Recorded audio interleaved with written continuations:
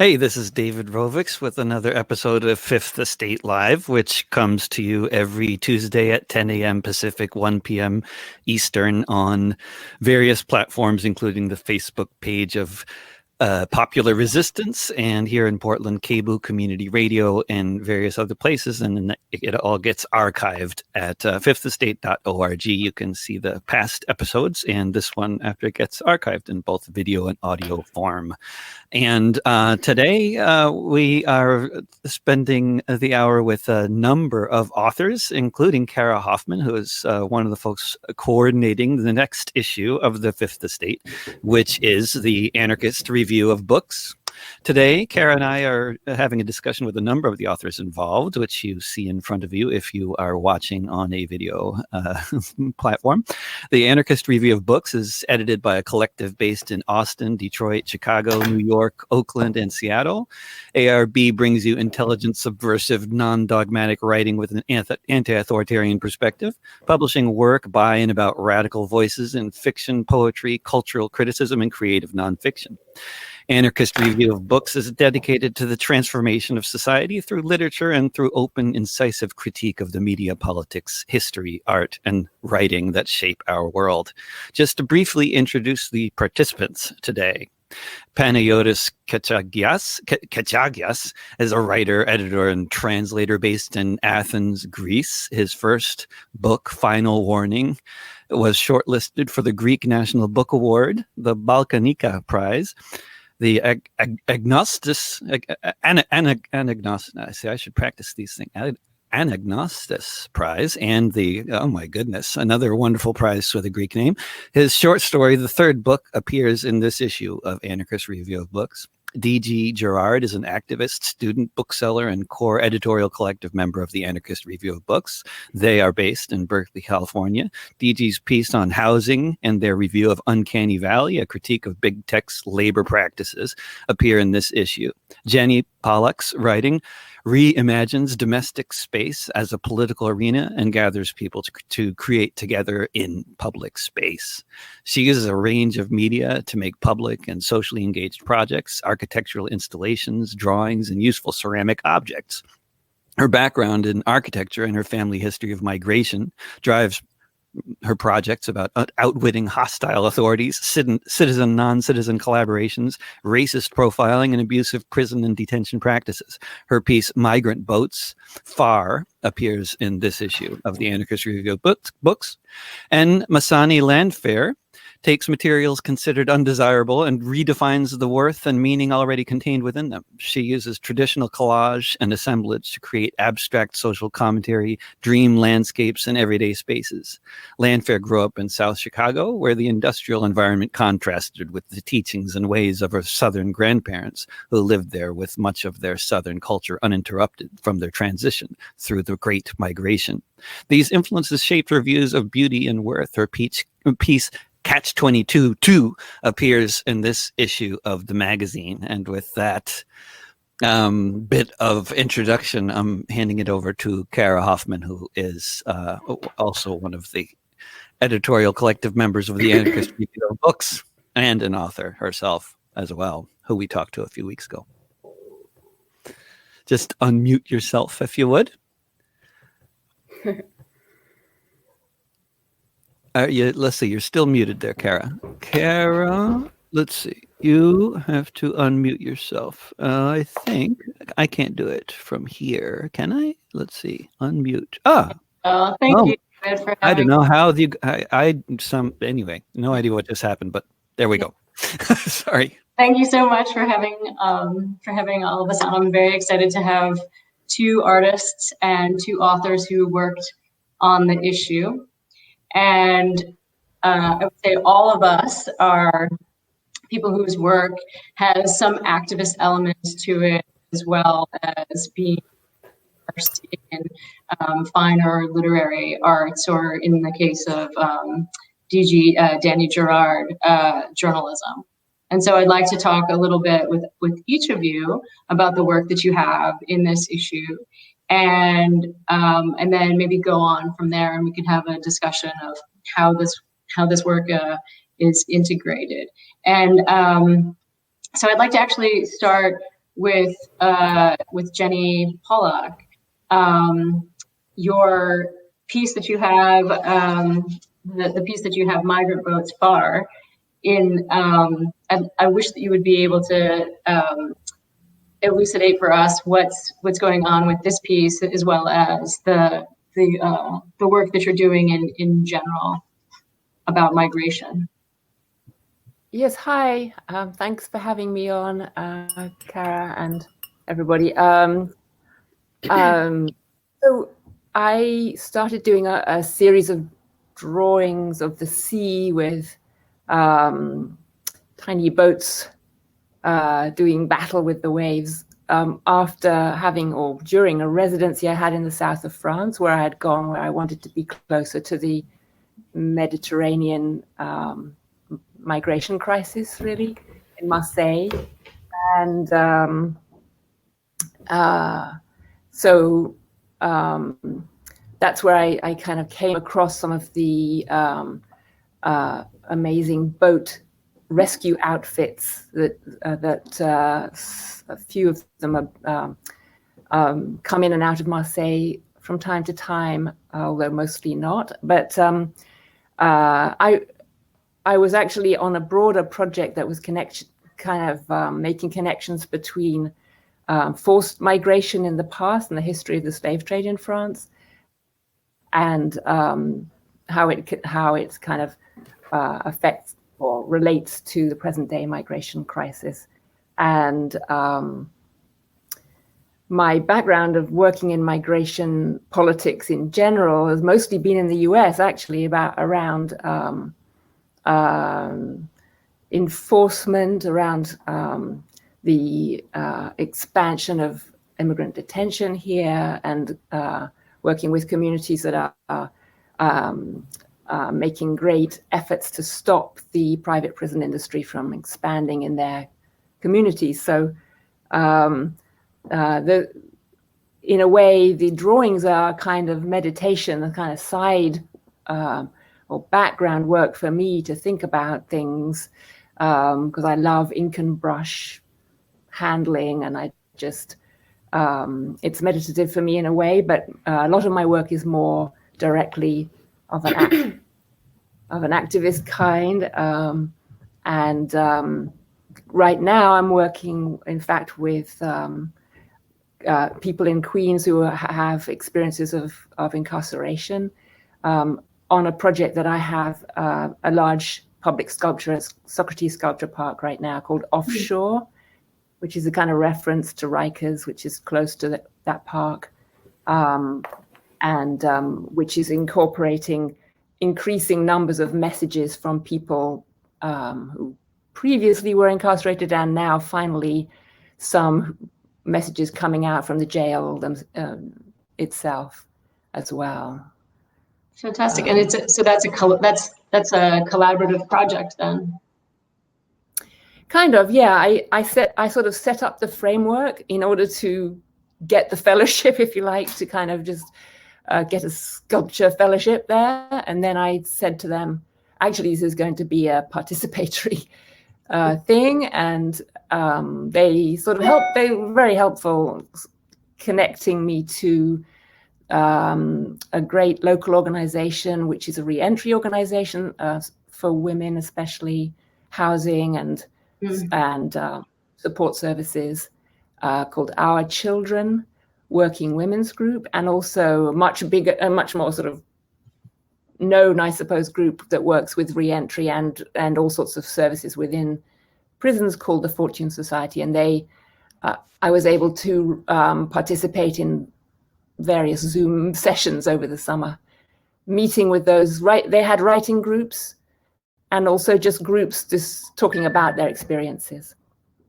Excellent. And those led to the production of some short messages, poems, in some cases just little pieces of text, which I'm printing on pennants, which are kind of gradually obliterating the fence in the piece. I'd have to show you pictures, but I can't. So, but actually in the background of this picture, of my picture, if you're looking at the picture, you can see my you can see a couple of pennants there. Oh, See yes. Yeah. there. Those are some of the pennants, because I'm in production on a lot of pennants right now. I sew them here in my studio. Yeah, lovely. And I think Mark has an image. We have an image of the piece that that appeared in our. We're trying to technically put it together, the image that you had in the book review. Fabulous.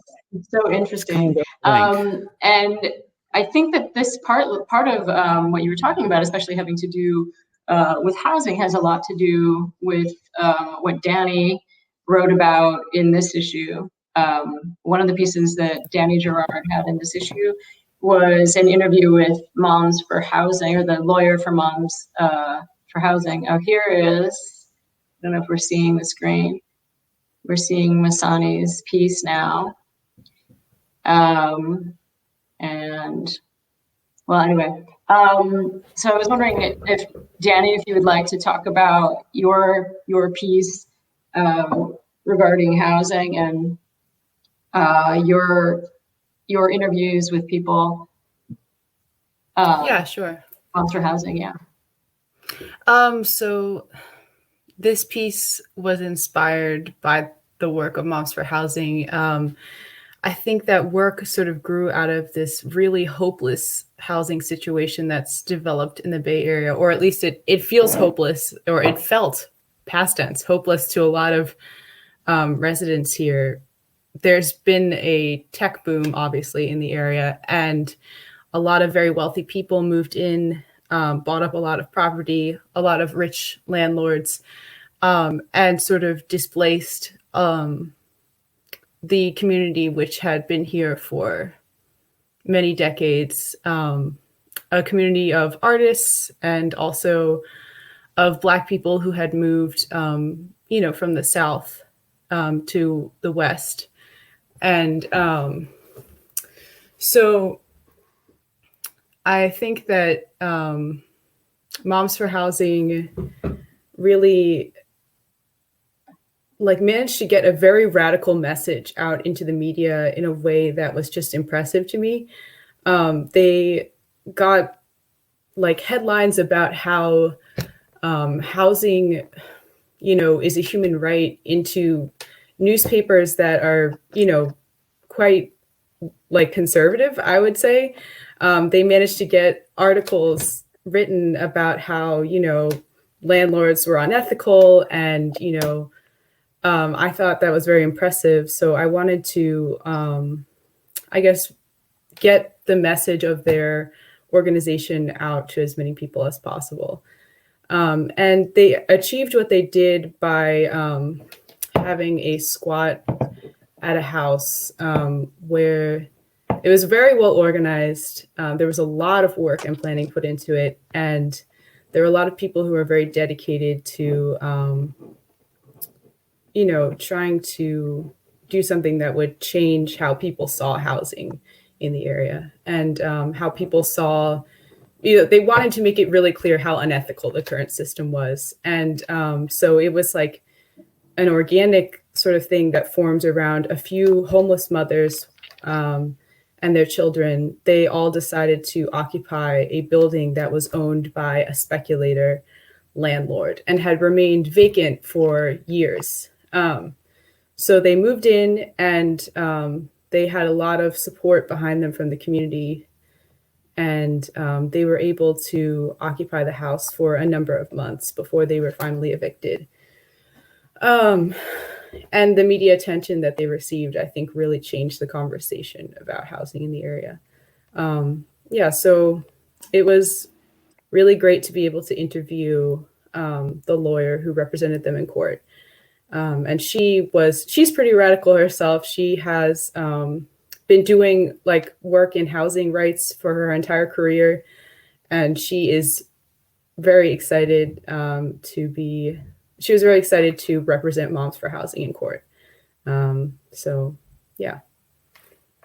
We were so excited to have that piece, and I know that a lot of investigative, and I know it was a long process before you actually got the the interview that it was something you had been thinking about for a while, and it was part of how we were conceiving of how we were going to be putting the issue together around some of issues having to do with, we have a couple different pieces on housing, and that one, and then one written by A. Rose, who we commissioned Masani to make her piece, where she created Catch 22 too, specifically for that piece. And I'm wondering if, Masani, you could talk a little bit about the process about your work and collage and making this piece, and how it relates to your other work, specifically around issues of housing and housing precarity.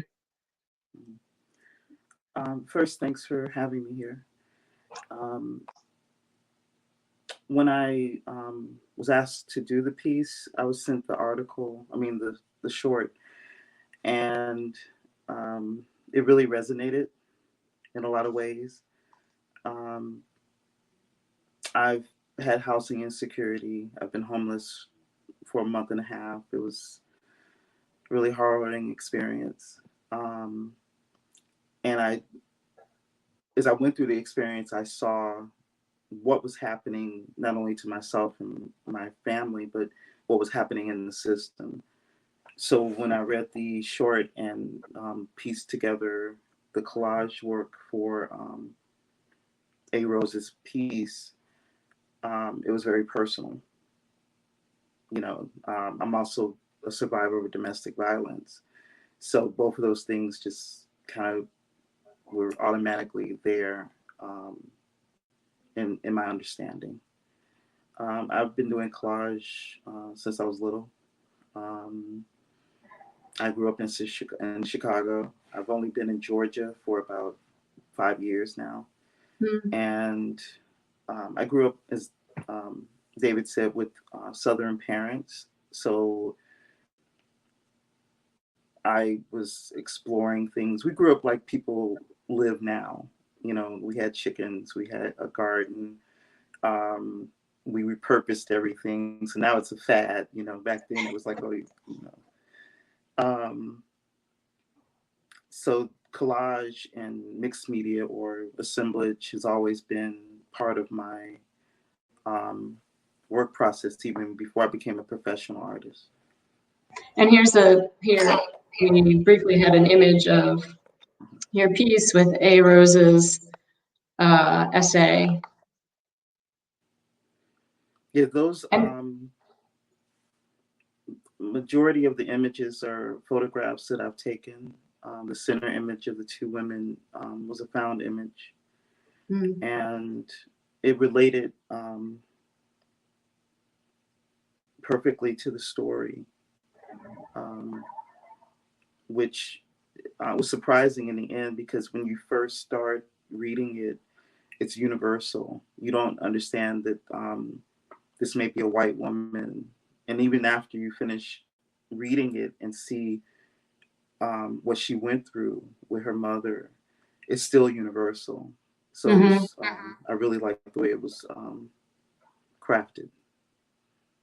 Yes, I think so many of the things that we're writing about in the Anarchist Review of Books, and the things that we're covering have to do with class. Part of what creates a sense of universality about it is that we are dealing so much with class, and that experience is an experience anybody, I think, in that kind of situation could financially could find themselves in.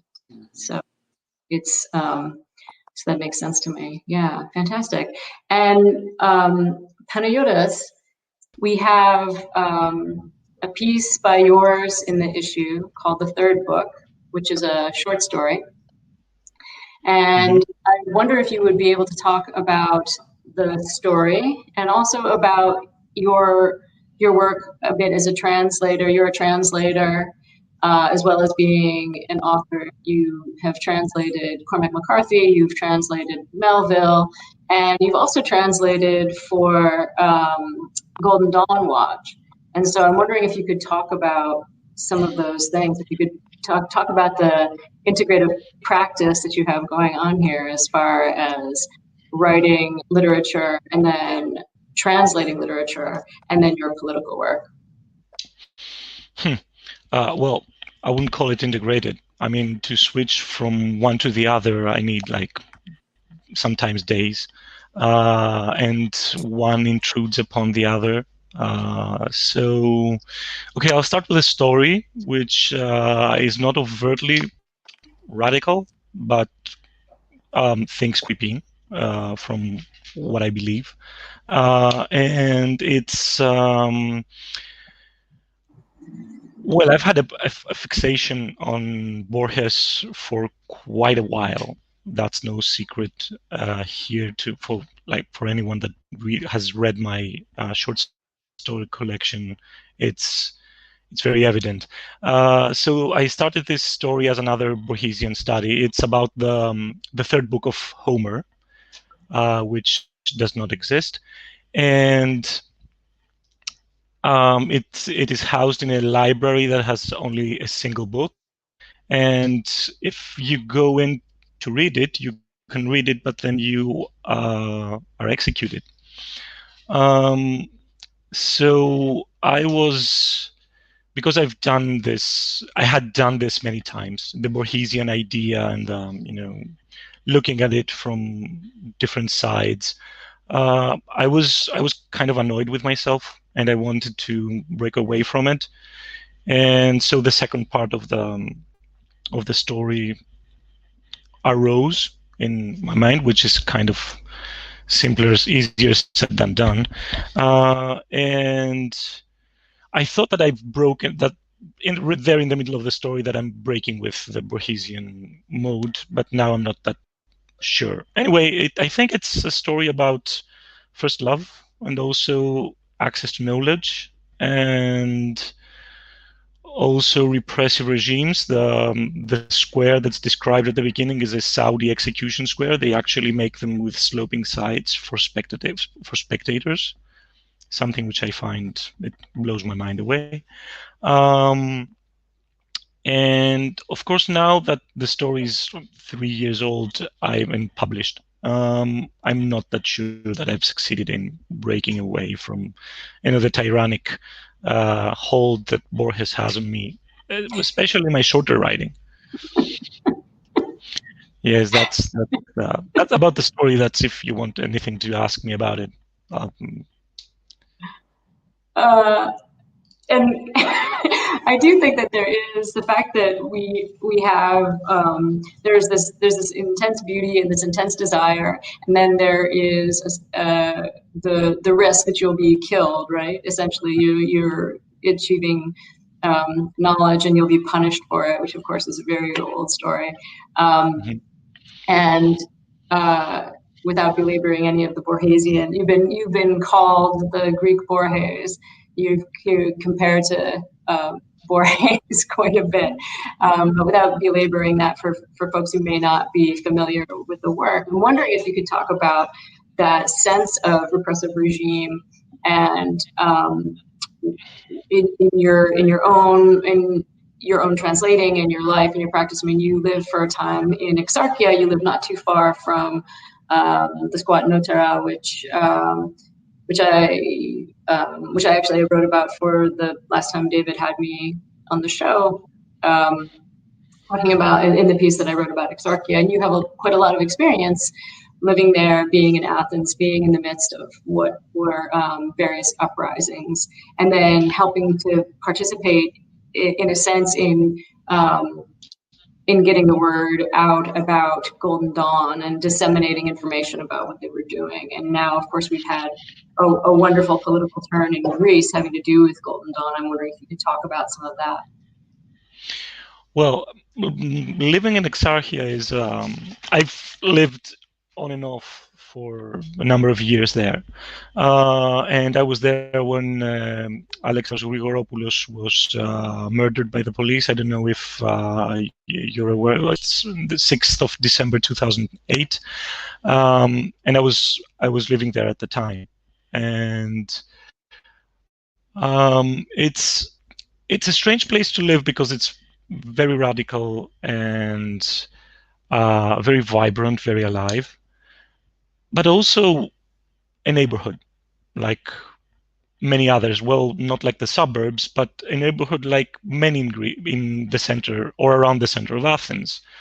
And there are many wonderful things happening there, like the squats, like artists creating and sharing, and there's a Sunday school for migrants to learn Greek. There's all sorts of stuff. And then there is the representation of this like really very tiny place. I mean, it's like, geez, in New York blocks, it must be like 2 or 1.5. I mean, Exarchia proper is... Exarchia proper, I think it's, well, I won't get technical with you. Yeah, it's a small space.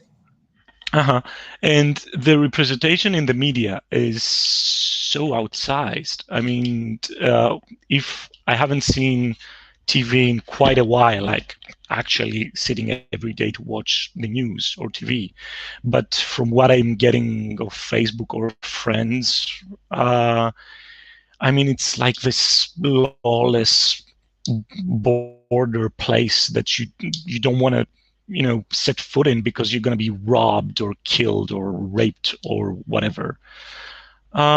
Which is, you know, there's some small time, some minor crime happening because it's the center of the city, and also because of other problems, especially with how police operates there. But it's, I think a lot of things hinge on Exarchia at certain times in a government's arc in the 4-year election cycle. When things start getting shaky, Exarchia pops up a lot in the media narrative, and it's actually a great place to live with lots of problems, but also lots of great things to see and do and feel. It feels a lot differently than other places I've stayed in Athens, which are mere places to live or stay, whereas Exarchia is kind of like a deeper thing and has its very own color. Now it's invaded though by Airbnb. Well, not now it's kind of frozen, but it will go on. It's invaded by Airbnb, and it remains to be seen if it will be gentrified in the next, I don't know, 3 to 5 years. The metro is coming also, so it's difficult to say. Now, as to Golden Dawn Watch, that's a watchdog organization specifically set up to monitor the trial of Golden Dawn. The trial of Golden Dawn is, I think, the biggest trial Greece has ever seen. Had 69 defendants, and I think one died, and we were down to 68, something like that. An enormous case file. And I was brought on as the Greek to English translator. I had to translate the commentary on every day of the proceedings, which there were 3 every week for the years that the trial went on. Okay, there were some strikes, and I wasn't there from the beginning. I was like from like the 40th or 50th day of proceedings. And it was basically grueling work because not only do you have to be really fast and accurate, but your whole week revolves around these people doing these things that you can't really understand the reason for such hate and brutality, and I was always opposed to such things and political spheres, but I was watching it from afar.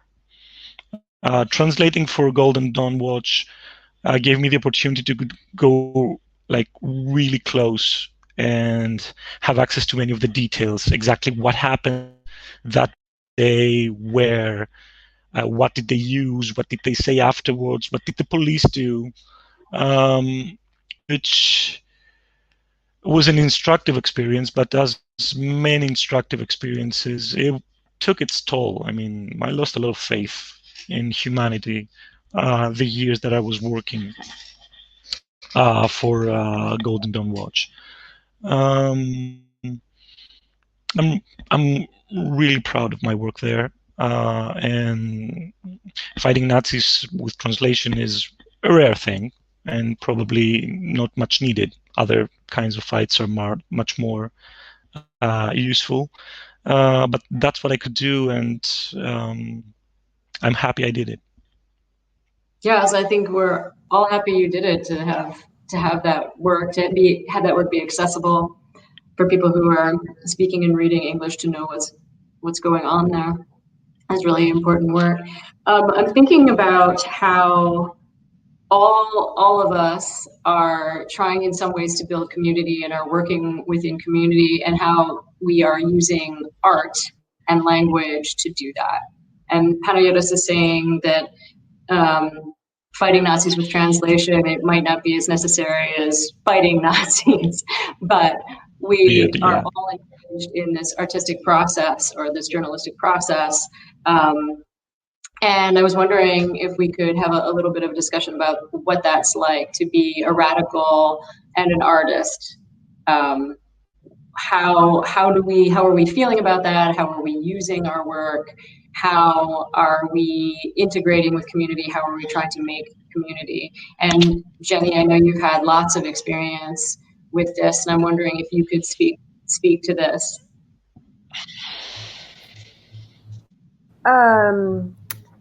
Yes, I mean, I think I'm a bit of an anomaly in doing this kind of work, because often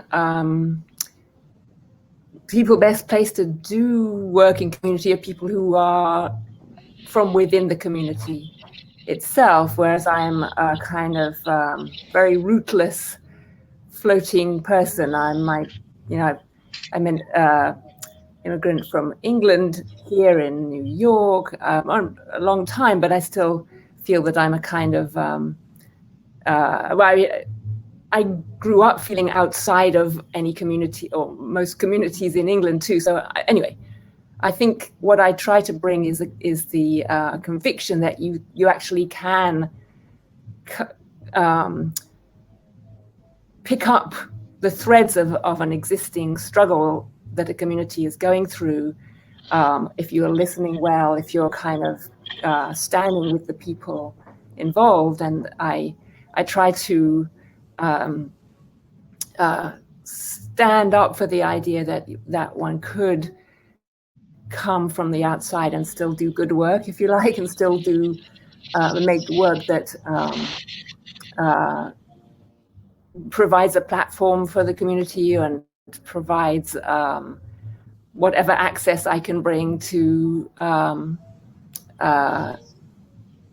expand their own conversation out further than they might otherwise have. To amplify the voice too, I feel. And I'm thinking about your work, and I'm thinking about your public, the very public works. Yes. I think, yeah, it's like, to me, and I'm thinking about the work that you did. You recently had work in Miyaku Yoshinaga, that if you could talk a little bit about that. I feel that you're dealing with a subject that's so brutal, and you're creating something very beautiful, but also very contemplative from it. I'm thinking about the tiles, and if you could maybe talk a little bit about that. That I feel like is a very good example of amplifying that voice, or drawing people in through the beauty of what you're making, so that they can understand, I think, what's going on. Yes, I have tried to use ceramics in the past couple of years as a way of creating something that does speak to the violence of mass incarceration and the prison industrial complex or whatever, but also can kind of infiltrate the domestic setting of ordinary, of people. So I did before I worked on those tiles, I worked on a project, for example, in Gary, Indiana, and its neighboring kind of community in Hobart, where they were facing a private prison company that was seeking to build a very large new prison there, and people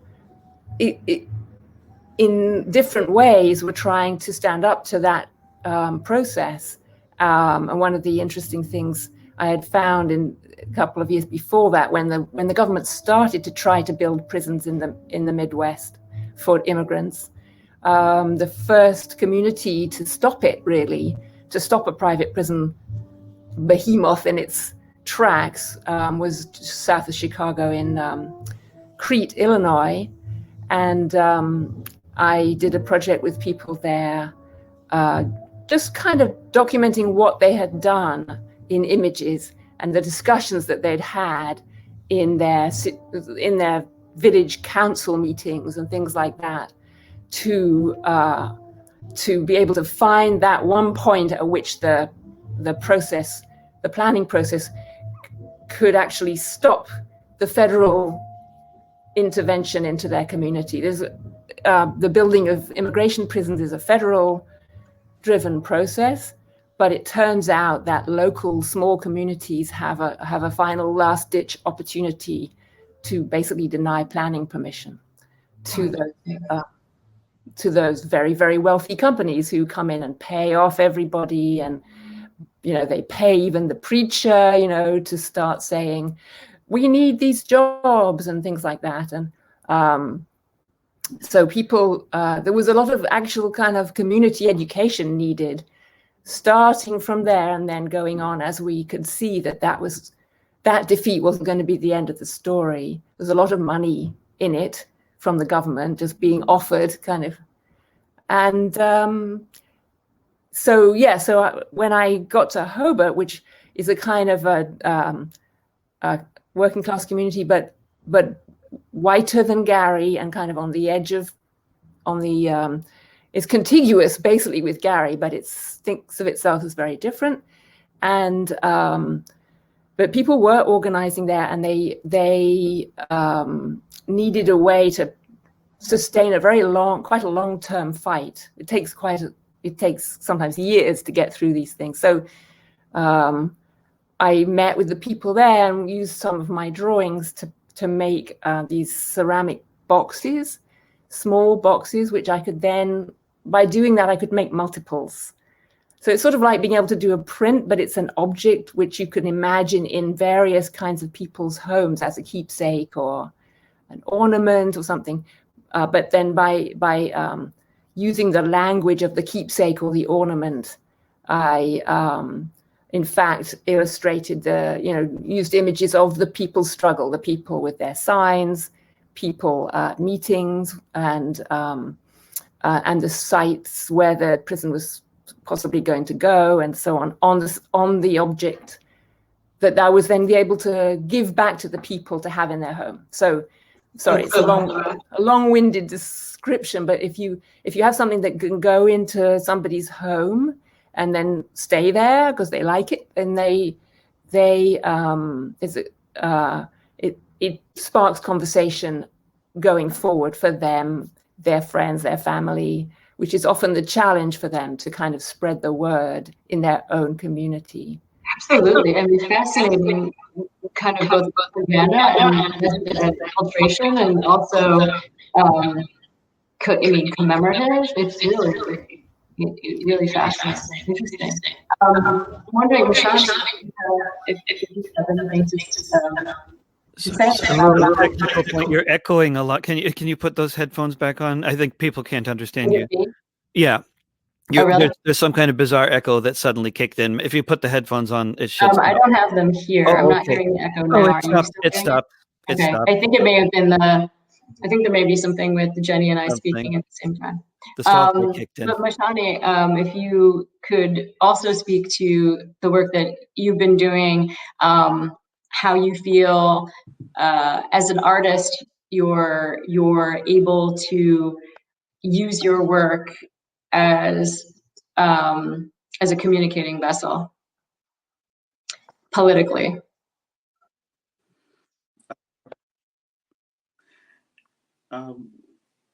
When Jenny was talking about community, I was thinking about the fact that I live in Frump country. I live in northern Georgia, and there's really no community for me here. But there's good people. But the overall is, you know, the parades with the pickup trucks and the flags. So my community has become spread out, and my work within that community is my activism. A lot of my work deals with the environment and deals with the social and then social issues. So like right now I'm working, I've finished the piece and it's virtually online in an exhibition in Miami dealing with the Biscayne Bay pollution from the city. And I'm also part of a project in Chicago called Third Coast Disrupted, which deals with the same issue of how climate change is affecting us on a sly, because people are not really accepting it large scale. And it deals with, my piece in particular deals with community and how many people were dealing with flooding, but they didn't realize it was from the fact that infrastructures were being built and taking away from retention, natural lands that retained water. And you take that with climate change and you have massive amounts of flooding and mold growing and health issues, which causes emotional and financial issues. So it's just like a trickle down problem. So a lot of my work right now is centered within myself, within my space, but it spreads out through means like this, connecting with different groups and working with them to get just core messages out about housing, sexism, environmental issues, racism, domestic violence, things like that. Fantastic. Yeah. And Danny, did you have something that you'd like to say about your activism and about the writing you've been doing? I should say that you also wrote a piece, in addition to the piece you wrote about housing, you also wrote a piece about the book Uncanny Valley and about tech, big tech, and labor practices in the tech industry. And you have a very interesting story, actually, regarding your... you have a very interesting... You can't hear me? Maybe could you mute? I can hear fine. I'm not sure. Oh, okay. Yeah. If Danny, if you'd like to talk about your experience in the tech industry and how that informed your understanding of a book that I think everybody is excited about, big tech, but your read and your read on this book and your analysis of it, and has a lot to do with understanding labor in a different sense through both your activism and your personal experience.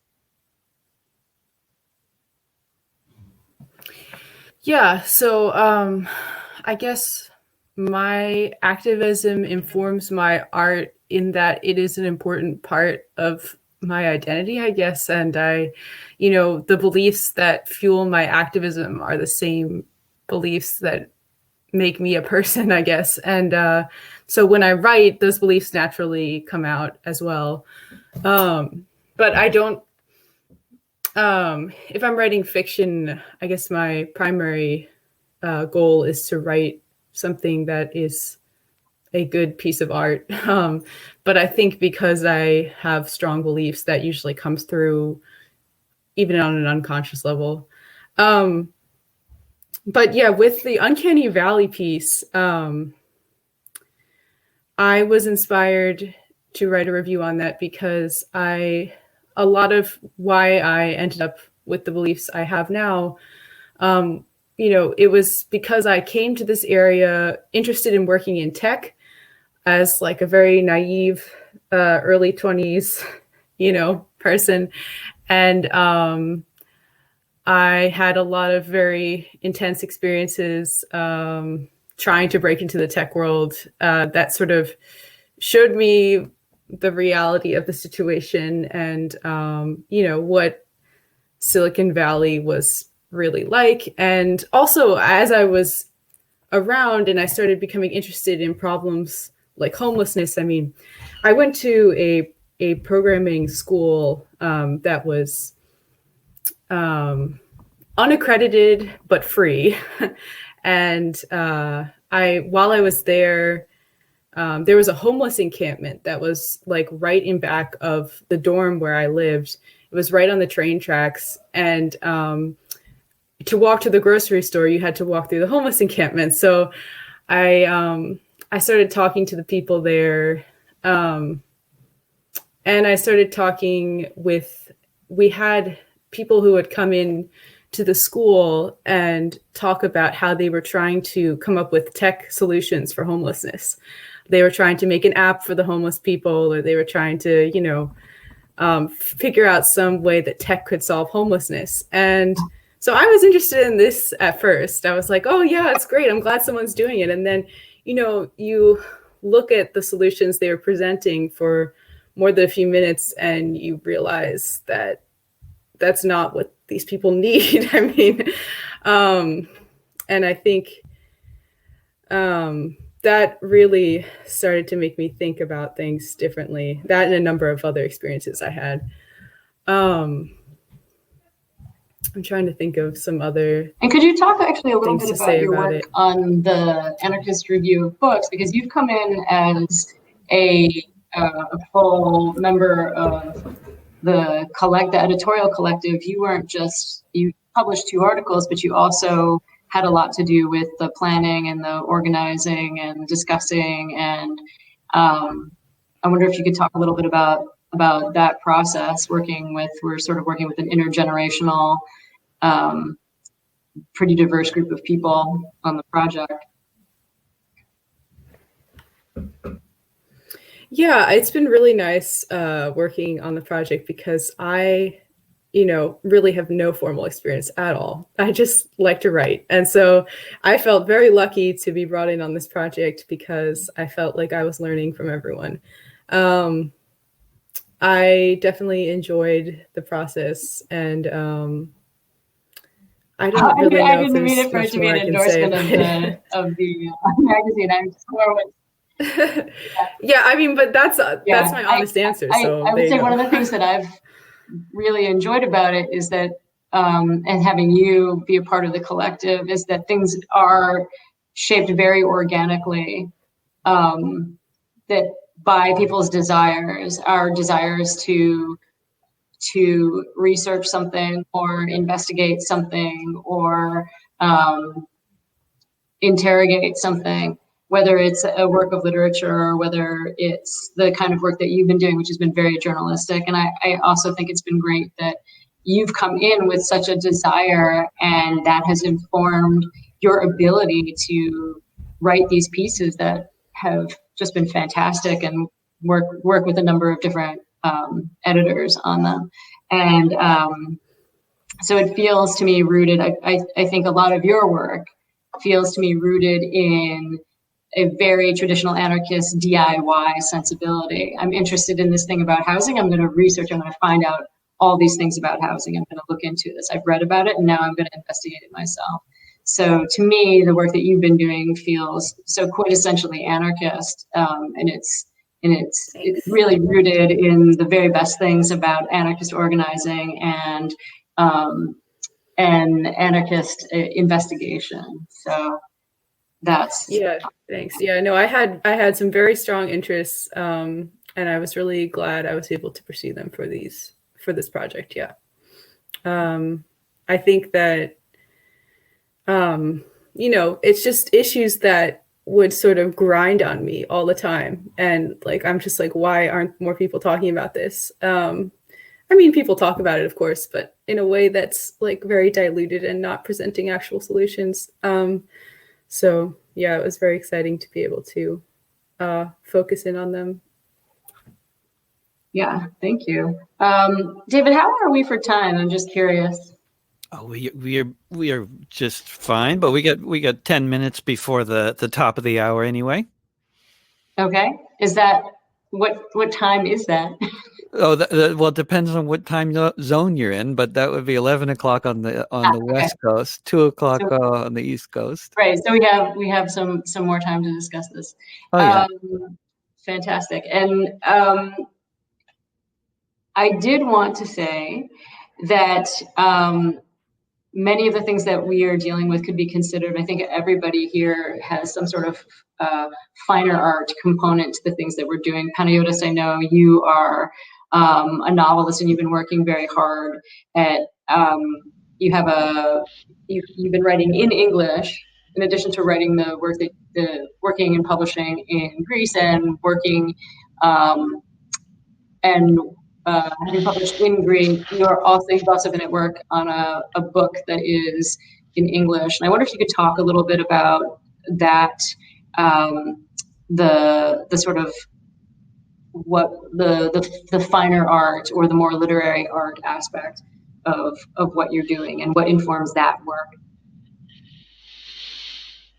Well, pain, I'd say, but yeah, I was gonna say what Danny said earlier, that when you're writing fiction, I mean, you just want to write something that's beautiful, if you can make it, and reach the end, which is difficult in itself. So yeah, I don't know. I'm comfortable writing in both languages, and I'm turning.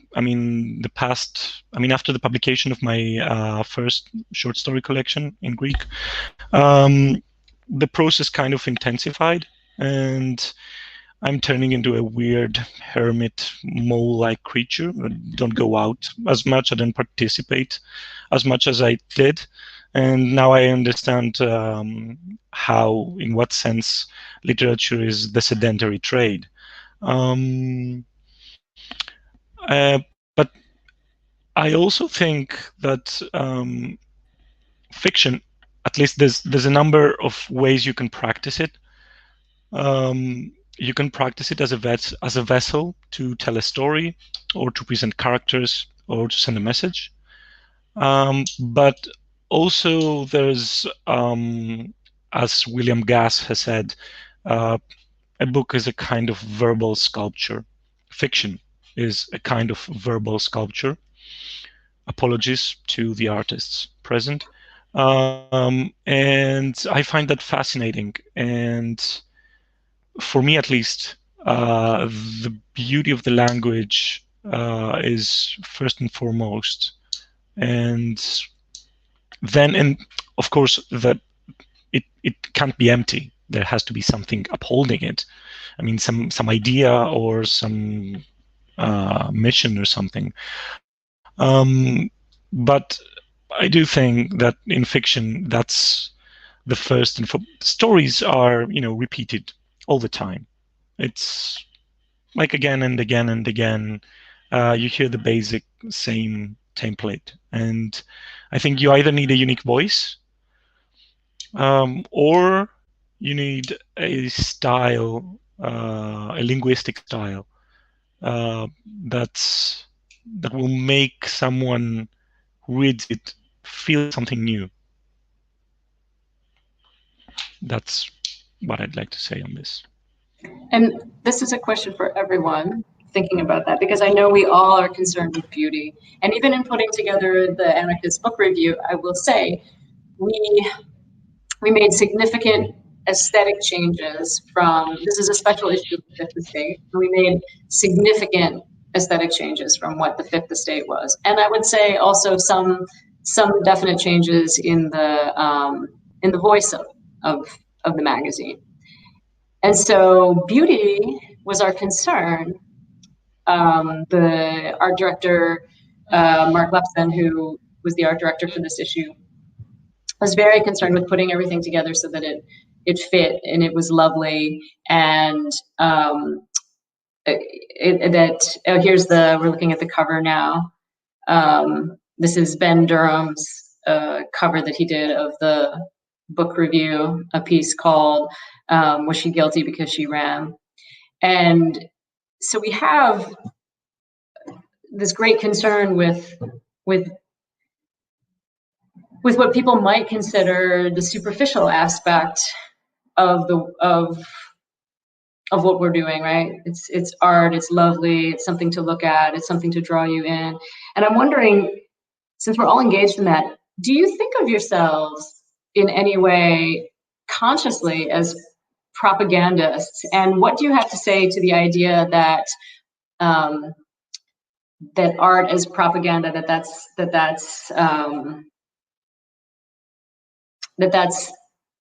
not, it's not real art then, it's just propaganda?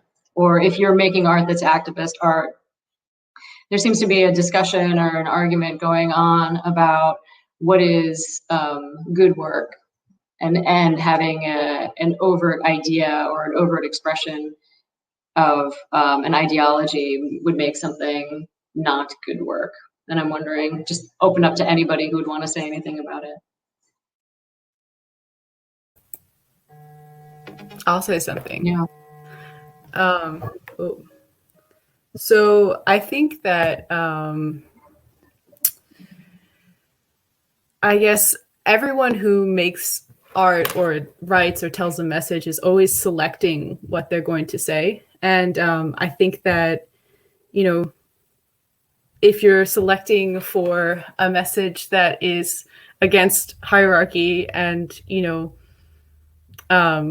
like humanitarian, then I think that, I mean, that's what I do. And I think that that is, in a way, definitely under some definition propaganda, but everyone is always, you know, selecting what they want to say and what they don't want to say. And I think that nobody is immune to crafting a message. And when people look at something and they say, oh, this isn't propaganda, they're really just saying that this thing is very much a part of the mainstream culture.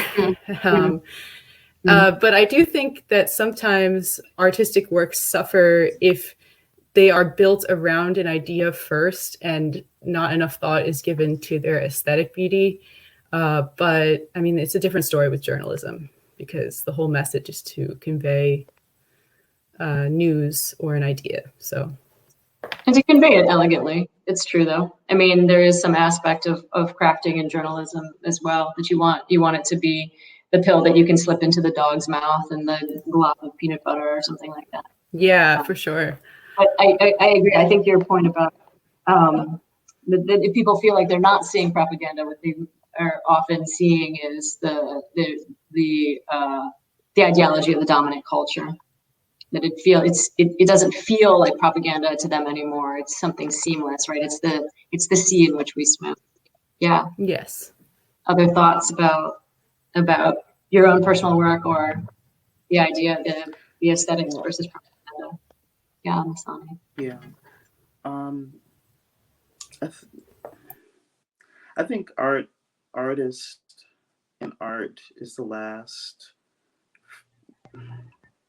confrontation point of our minds. Artists are freer in their thoughts. They go to next levels. And I noticed that during the beginning of the pandemic, shelter in place, people were able to collect themselves, see what's really going on around them, spend time with one-on-one with their children, their families, work from home and realize that they didn't have to go out and do all this processing. And I think that scared a lot of people, that they could actually rest and think and process. And that's what artists constantly do. We don't rest because we all in our heads, but we can see things differently, and we present that So it may be perceived as propaganda, but we're just throwing the reality of what's happening back into a person's or a group's face. I think we hold a lot of truth in our work, and that's scary for people who want to control how you think, how you do what you do, and how you process things. So I understand, that it is seen as propaganda. It's seen as delusional almost, to the normal culture. But I always, I guess, being biased as an artist, it's not. We just see the BS, and we're putting it back out there when it comes to political or social art. Yeah, beautifully said. Beautifully said. I think about what Jenny was saying about being an outsider, and being an outsider that's able to express what's going on in different communities, coming and looking at it from the outside, and having that also be integrated. Yeah. Yeah, well said. Lovely. Do anyone else have thoughts on this? I know we're approaching the end of the hour. But yeah, Jenny. No problem to go over, since we're not on TV or anything. So there's no overlap problem with the next program or anything. I don't know. There we go. Can you hear me? Yes. Sorry, my heater is making that noise again. Yeah, I think I feel like I've been doing this for a long time, and certainly have been better. My work has been better received in these kinds of very difficult times than at times of more kind of people are kind of retreating and more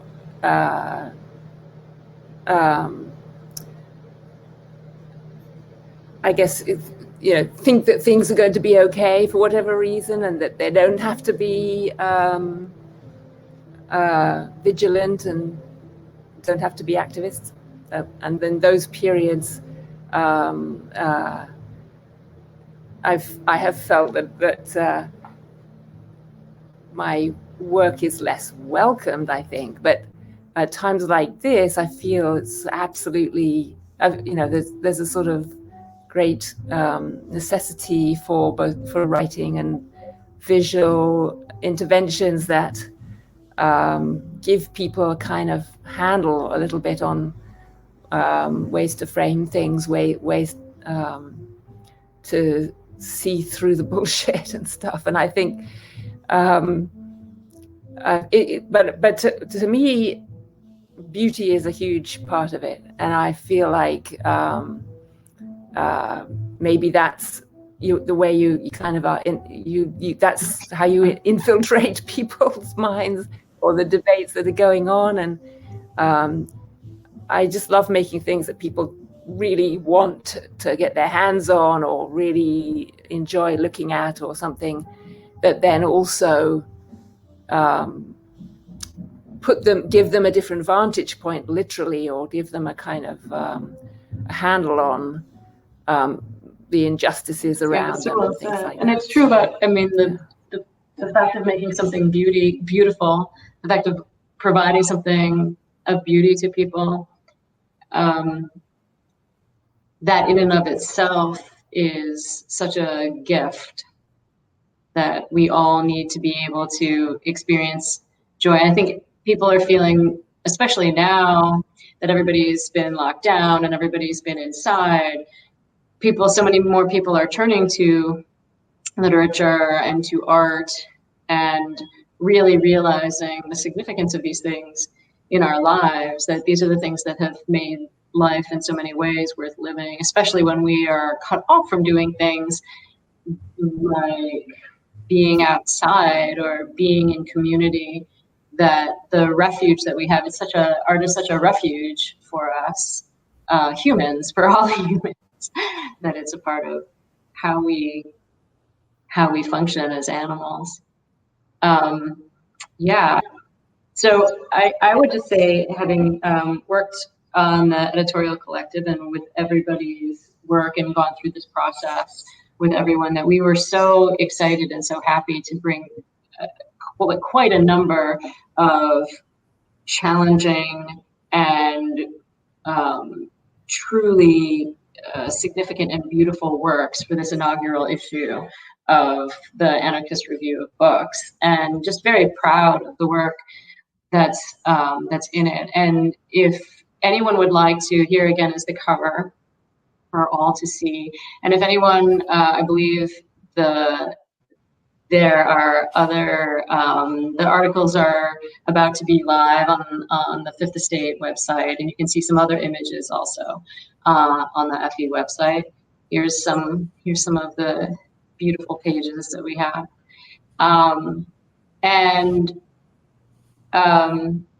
Here you go.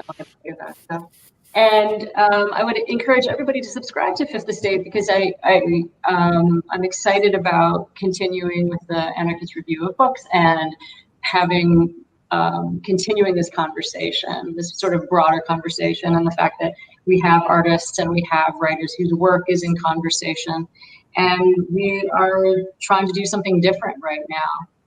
We're trying to do something different in publishing, and we're trying to do something different in critique, and take the conversation back a little bit from the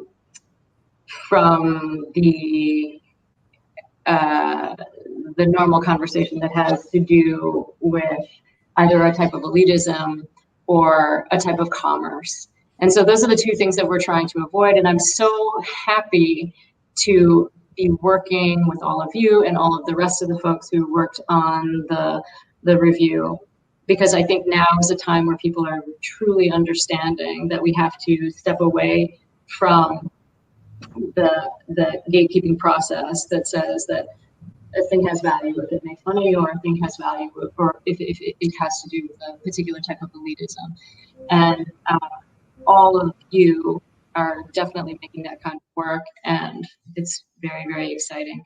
David, I'm wondering if you have any other questions for us, or if there's anything else you would like to talk about.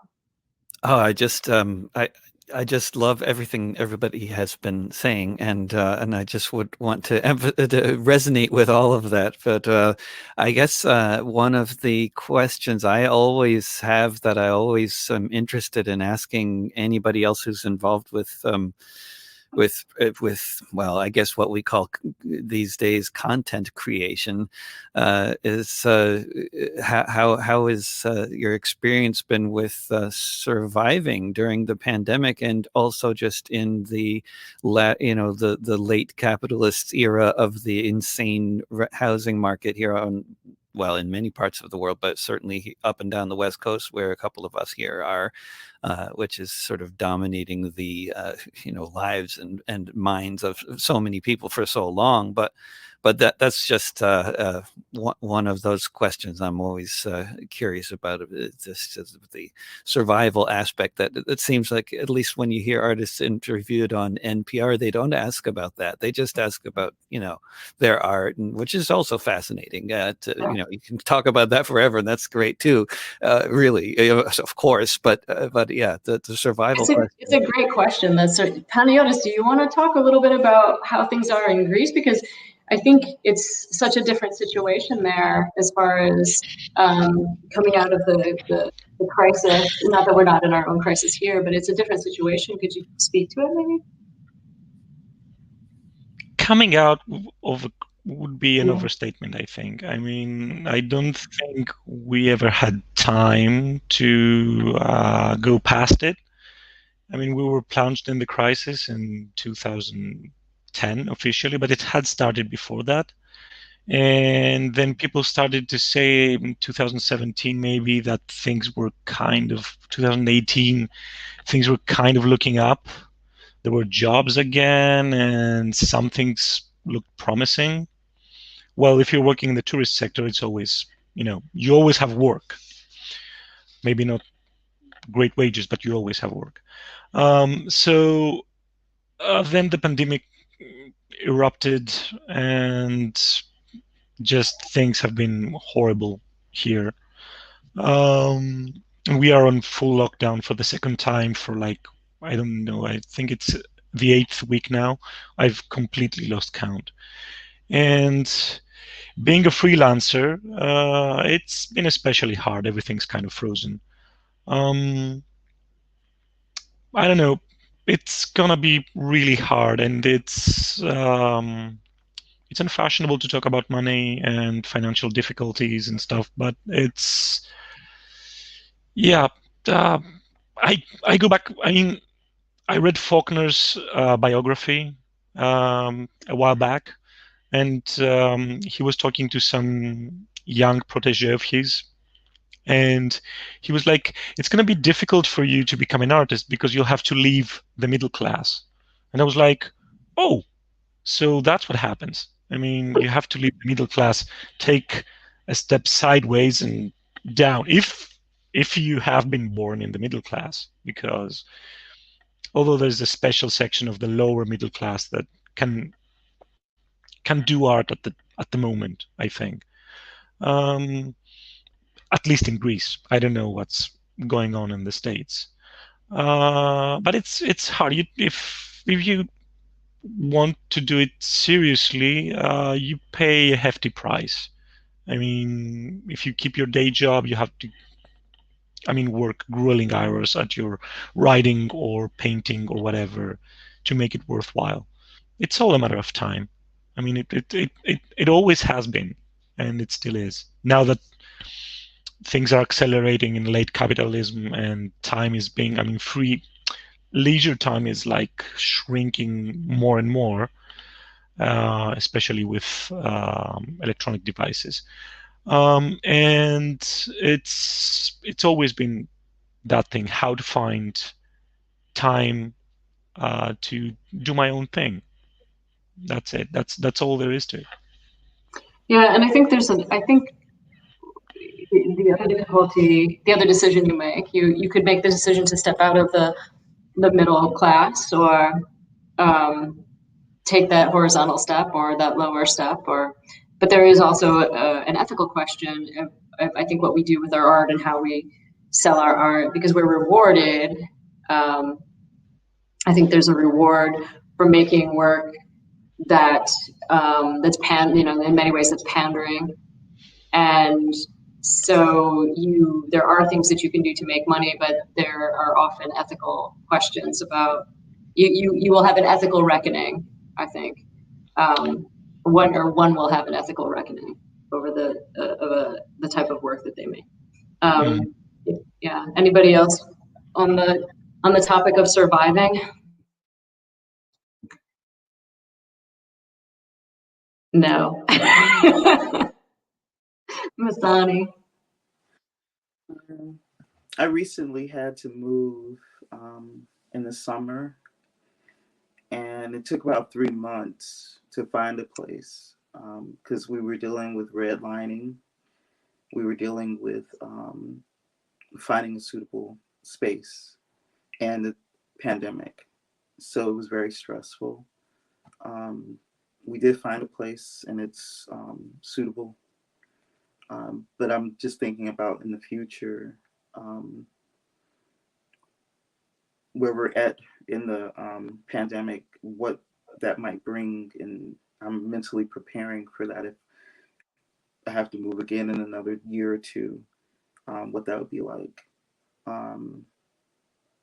It's been very difficult as far as looking for work or side work. I was fortunate to have some projects that I was already involved in come into fruition and happen. But I'm not sure what's next year is going to bring, that's kind of been a challenge. So I've just been doing my own thing and exhibiting photography on my website, and thinking about how to generate my own marketing process through what I have, versus waiting and depending on outside entities to come in and say, oh, we'll show your work. That's been the bulk of the challenge. And it's particularly challenging for visual artists right now because the lockdown really prevents, I think it's preventing people from having actual shows, right? I mean, you can have virtual shows right now. Yeah, two of the shows I'm in are virtual, the AIM biennial and the Third Coast show. And one has physical space, but it's in Chicago, is closed because they've locked everything down, which is good. But it's I think a lot of this is a whole other discussion, but the whole industry has to start looking at how to reach people and not just be on a blue chip classist system, because there are a lot of young people that want to collect art and can't afford it, and they're not being reached. So I'm actually enjoying the fact that everything is pretty much virtual, because it puts everybody on the equal field. If you couldn't go to Miami this past week when it was the big art fairs and stuff, because everything was closed, but everything is online, so anybody can go, anybody can see the work, anyone can enjoy it, and that's a good part of it. It's not good for everybody, but it's a good part. I know what you're talking about. I early on in the pandemic, when the Met Opera put all of it was streaming, and you could watch and have essentially the best seat that you had ever had, the prohibitively expensive seat that you could never have at the opera, and you could suddenly see things so clearly and so beautifully. It was, it's the Met. It was gorgeous, and I remember thinking that same thing. Probably people who have never even thought about doing this are doing it now. Yeah. The live experience is best, but you got to keep it open for everybody. Absolutely. Yeah. I do think there's an interesting example. I mean, personally, I've been very lucky because I freelanced for years working in small architecture firms, and although all of that more or less ended with the pandemic because the firms are all in difficulties, I got pandemic unemployment, which I hadn't had access to before, and so it's actually freed up some. It's freed up my mind and my time to get more involved in my projects and my work, and as Masani says, also the potential of all the online communication made it more easy, for instance, for me to connect with the communities that I wanted to bring into my project in Socrates Sculpture Park, and it was easier for them to connect with each other, actually, because some of their residencies are not, are spread out, so that they were able to come together more easily in their meetings, and I was able to slot into their meetings. So I'm trying to learn from that, I guess, and not go back exactly to how things were, which I don't think is going to happen anyway, but I think in so many ways it's important. There should be no going back sort of to certain kinds of structures and things that were so exclusive. Oh, amen to that. Yeah, absolutely. I definitely second the luck thing. I mean, like, I there's no way I'd be able to live in this area if I hadn't gotten lucky. Like, the place I live right now, it's someone who I'm friends with. Her grandmother bought this house, like, and I just happened to meet her and become friends with her, and now I rent a room in her house, and that's like how I can afford to live here. But I'm sure there are lots of other people who were forced out of the area because they didn't they weren't so lucky to have a connection like that. I'm also still working like 2 jobs part-time, and I'm also a student. So like even still, I'm pretty busy with a lot of different things to try to keep up with what I want to be doing, and also what's going to pay the bills. Yeah. So, yeah. Yeah. David, any other questions for us?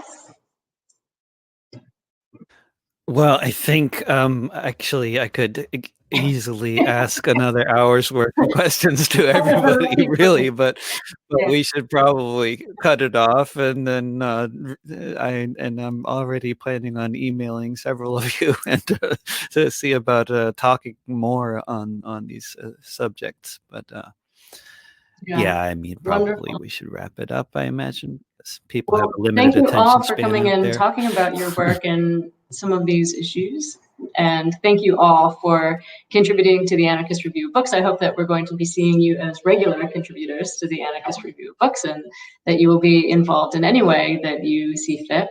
And I want to thank David, and I want to thank Fifth Estate for giving us this great vote of confidence and letting us take the magazine in a new direction. And I want to thank Panagiotis especially for tuning in from Greece in a different time zone.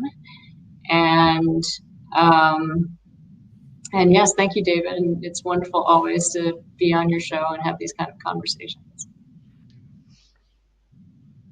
Thank you, Cara, and thanks to everybody. And everybody can go to fifthestate.org to tune into the archived version on video and audio of this show. And thanks so much for listening, and see you all soon. Bye-bye for now.